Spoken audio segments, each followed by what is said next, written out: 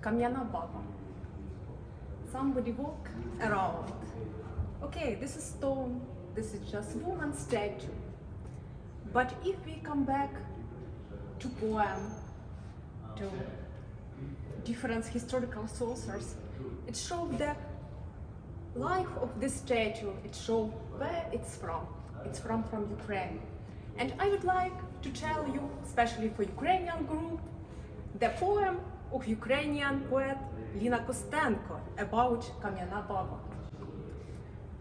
Ти скіфська баба, кам'яна, незграбна, стоїш в степах, курай і бугелан.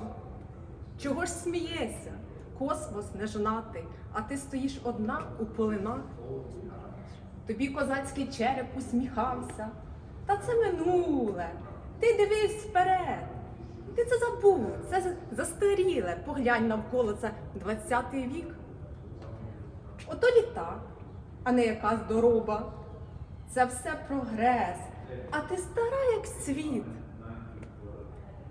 Сміється баба, клята, скіфська баба, сміється, ухопившись за живіт.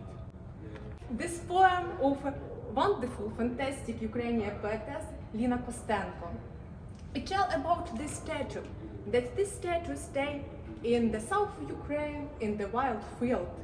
Because in the south Ukraine we have the huge steppe that came from Asia to Europe. From 6,000 years ago, many nomads came from the east to the west.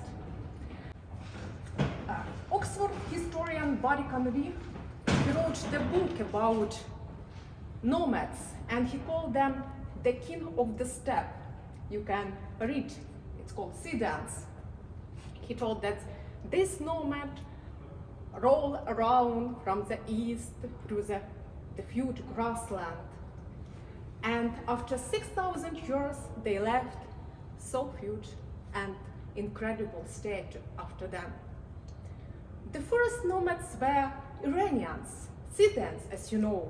They live in 6th, 4th century BC in the steppe of Ukraine.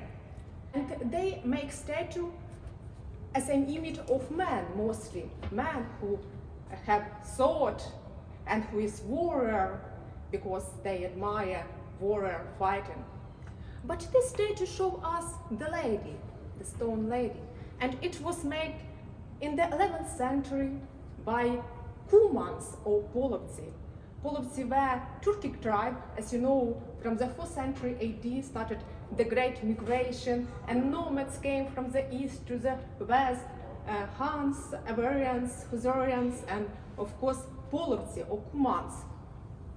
First they were wild, but after they were assimilated and they lived together with Slavic people, with Kiev and Rus people. They married their daughters together and they live step by step, but they share their history and their art, of course. Unfortunately, these steppe tribes were dismissed by Mongolians who came to us in the 13th century. Yeah, and Mongolians mostly were like Muslim after. They did not like pagan culture and they dismissed this statue. But nevertheless, all of these statues stay in the steppe. So what they mean? Probably, mostly the statue they put on the hills, and probably they sign the way where they need to go. Some of the statues stay on the burial mound of their king. So probably this was image of king or image of their ancestor.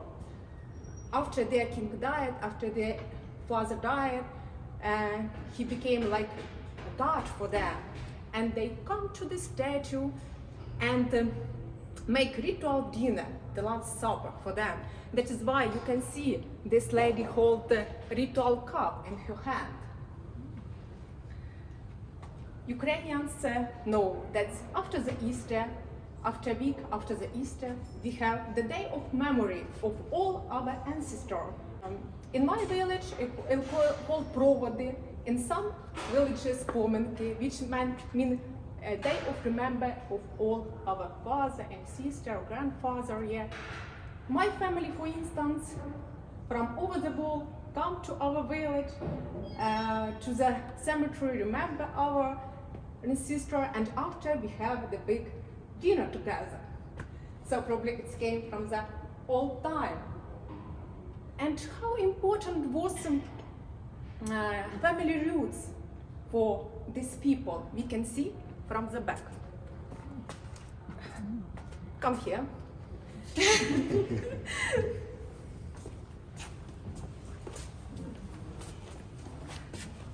Here you can see spine of this lady, but this is not like the rival spine. This is symbolism because it shows the tree of love, a life.